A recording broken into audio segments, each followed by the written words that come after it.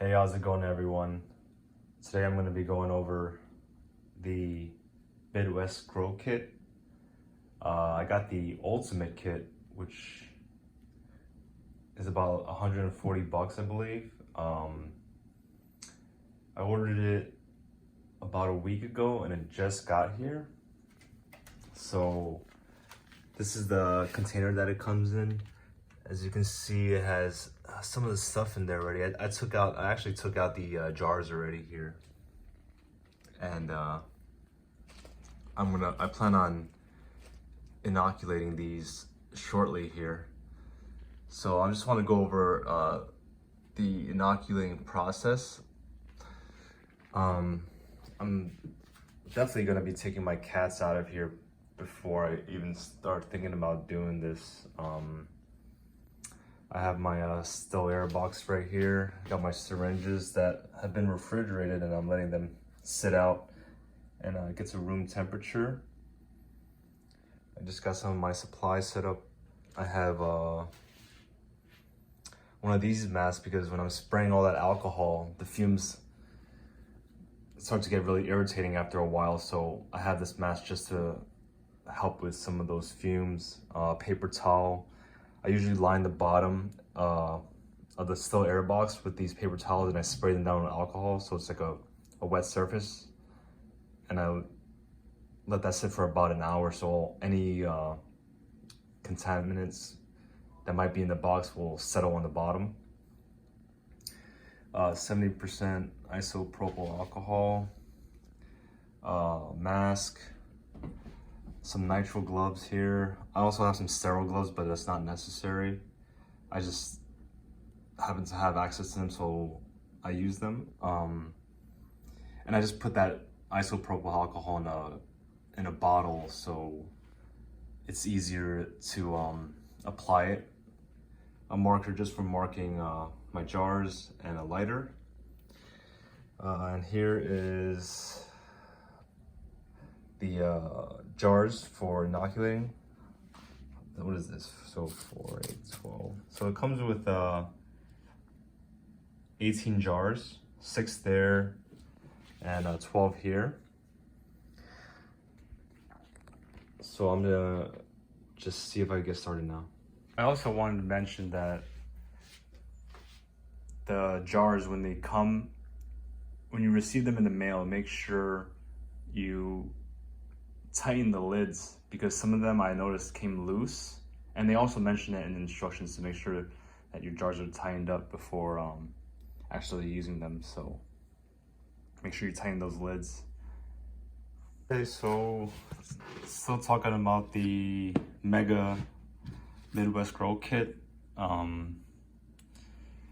So this is the box that came in, like I showed earlier. It came with a little guide kind of talking about the some methods to inoculating and sterile procedures.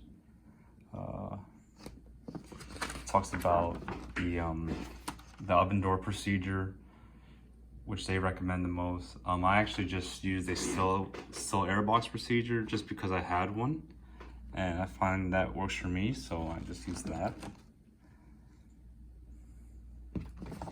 So I just wanted to show you the contents of this box if anyone was curious to know what you get. So this is the Mega Kit. This label here you can take off and replace with the light.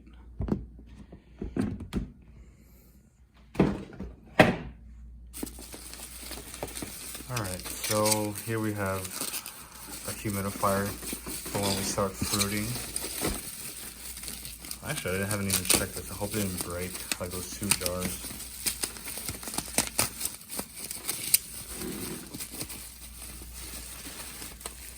Okay. So it looks pretty intact. I have no idea what this is. So I believe later on, I'm going to be adding water to this and attaching a tube. So that's the humidifier. Just put that back. Some perlite for later once these mushrooms are ready for fruiting. This heating mat,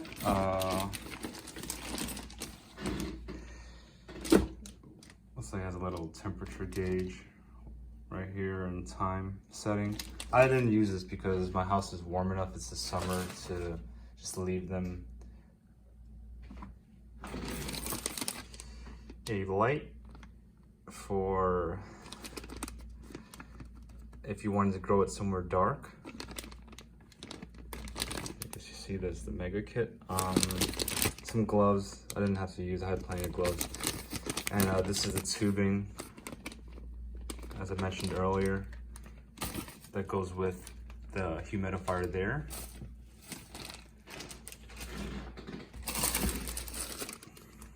Attachment for the light. It's gonna go right there.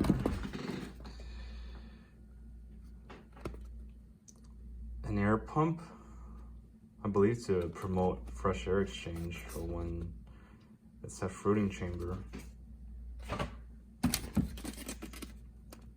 Timer.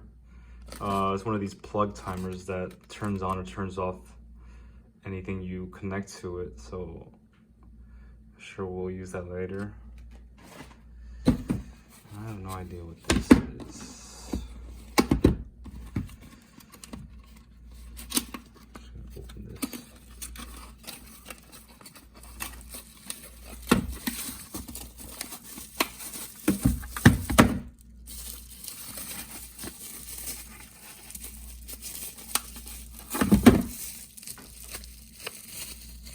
Okay, so it's another light.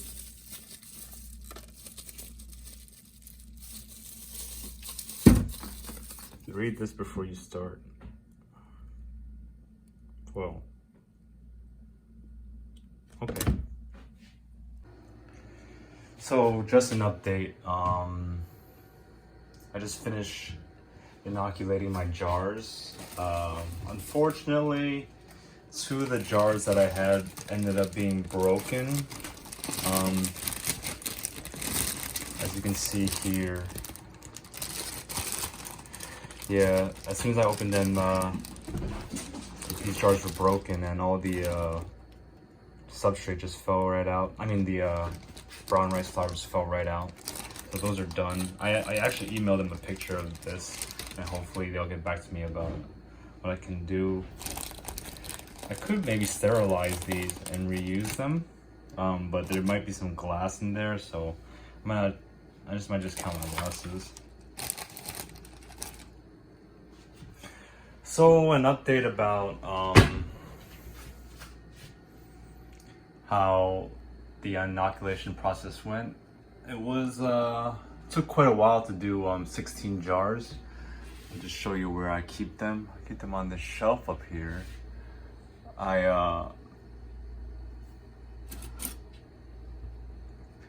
process is essentially just having each hole on top of the jar inoculated with about 0.25 cc's of solution, and then I just kind of cover this top just kind of loosely, just so these guys can still get a little bit of gas air exchange, because they still need it, not as much as when they're fruiting, but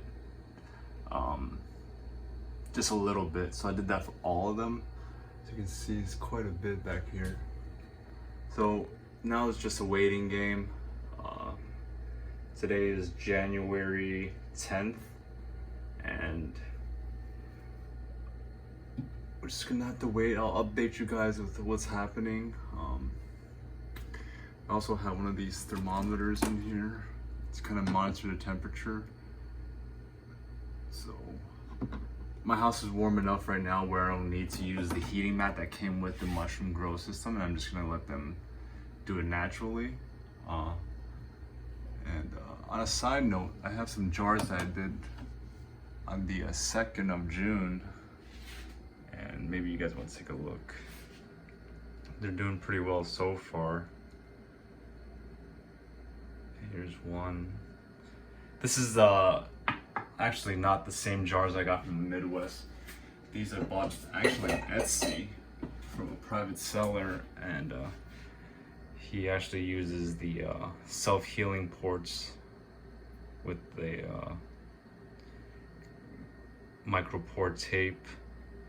So these are coming along pretty well. Looking pretty good. So this is about 6 days of growth. Look at that. I love that. So we'll see. I'll keep you guys updated with what's going on.